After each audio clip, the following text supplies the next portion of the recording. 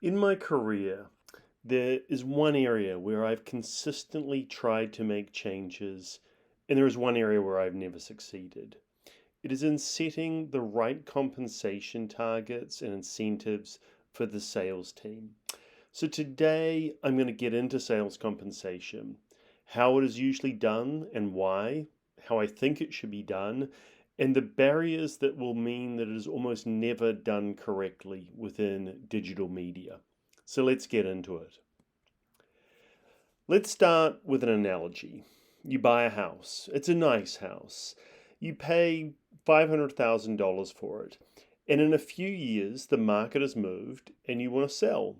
And you think that you may be able to get $700,000 at the low end, and maybe, hopefully, $800,000 at the high end. So you have a real estate agent. And in the US, in some markets, it's common for the seller to pay 6% of the total to the buying and selling agents. But for the sake of round numbers today, I'm going to use 5%. So, first day, it's on the market, there's an open house, and the agent comes to you and at the end of the day says, "Great news. We have an offer, it's for $700,000. You're happy to have an offer, but in the back of your mind, you're thinking, fine, but could I have done more? So, how do the economics work? First of all, let's look at how things look if the house sells for $700,000. The initial house price was $500,000. The potential sales price, $700,000. And potential profit that would go to the owner and the seller of the house, $200,000. Now, the realtor takes 5% of the sale, so they get 5% of $700,000, which is $35,000. The seller keeps $165,000. What changes if instead of selling at $700,000, the sale price is $800,000?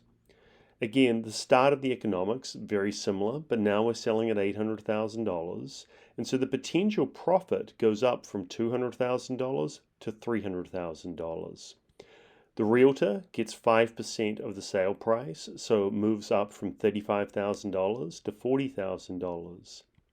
But the seller, their economics change considerably. Instead of getting $165,000, they keep almost $100,000 more. They keep $95,000 more and keep $260,000 as profit. And the reason that the numbers change so much is the seller is tied to the economics around the initial house price.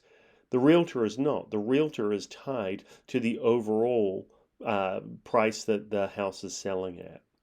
So let's think about whether we can do something different and instead motivate the realtor to take a portion of the profit rather than a portion of the overall sale price. And so let's run through the $700,000 economics first. What we see is that the potential profits remains at $200,000, but now the realtor keeps 20% in this ideal structure that I've created. And I've obviously set this up so that the realtor is no worse off than in the previous example where they're keeping 5% of the total sales price.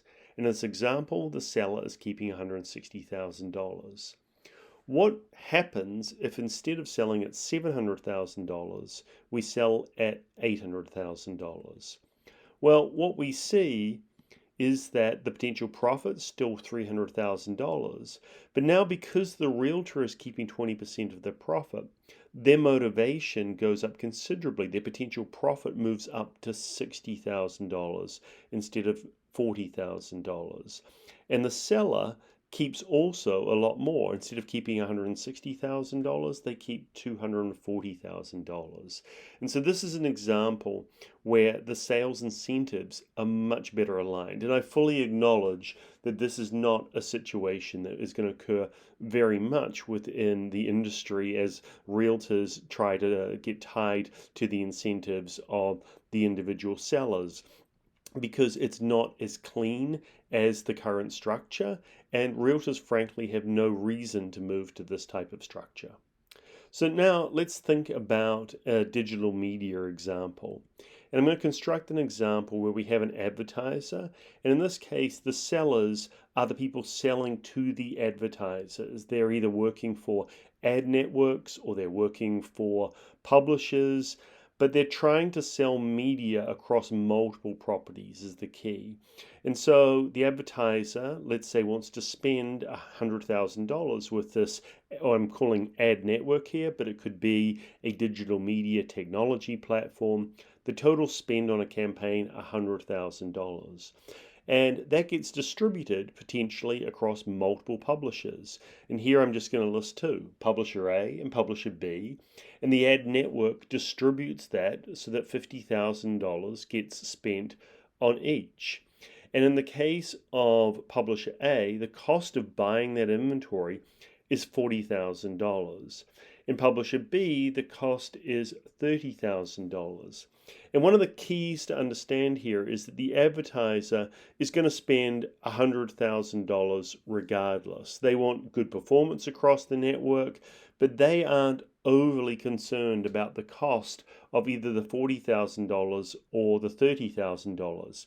It doesn't really influence their economics, but it really does influence the economics of the ad network, because where the total revenue that they receive is $100,000, the TAC, which stands for total acquisition cost, is $70,000. So in other words, the amount that the ad network has to pay out to the publishers.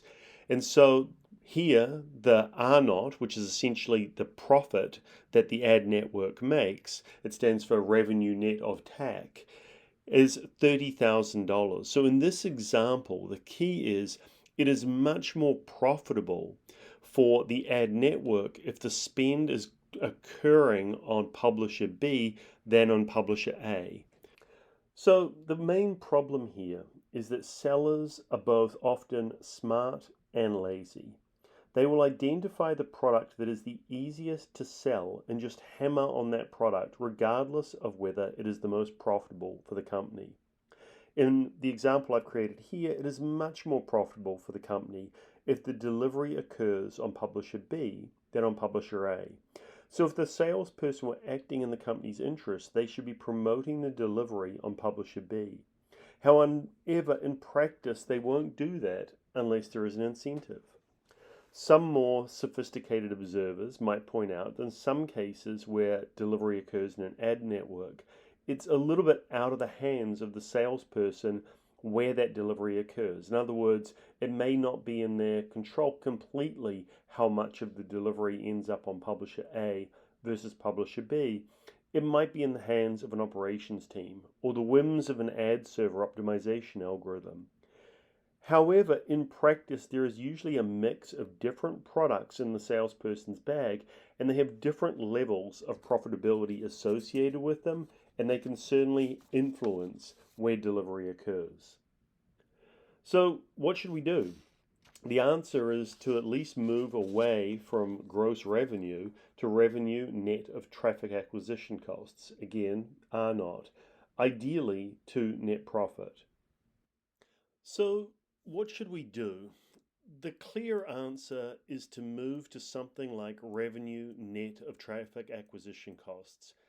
Ideally, in fact, to move to something like net profit. Why hasn't that happened? The first reason is that some sales leaders don't want it to happen. They are content with the existing structures and don't want to rock the boat. But I have worked with sales leaders who aren't afraid of change, and so clearly that isn't the only reason. The second reason is that sometimes sales will say that the actual delivery of campaigns is out of their control, that the operational processes downstream are owned by either an operations team or the optimization engine. Again, I discount this argument heavily. And the reason I discount it is sales always has products that they can push that are more and less profitable than others. The third reason is data, and this is the most common excuse. In the picture that I drew, everything is clean. The payments come in on time. Everybody acknowledges the same numbers that are flowing through the system. But in practice, there are many adjustments that need to occur for rebates, for under-delivery, for chargebacks. And for this reason, you would not be able to pay your sellers to close your books. I do discount this reason also, and the reason is that for most companies to close their books, they need to do so on a regular schedule. And then what you need to do is just to ensure that that schedule aligns with the schedule that you pay your salespeople on. So, in closing, I want to reiterate that this isn't a case where we're trying to just pay the sellers less. It's simply that we are trying to change what their targets should be in order to ensure that they are selling the most profitable things for the company. Unfortunately, I don't have much hope that the incentives will change anytime soon within digital media because the analogy to the real estate industry is a fair one. There are a lot of barriers to change in that industry, and there are a lot of barriers to change in digital media. So I don't see the compensation structure changing in digital media companies anytime soon.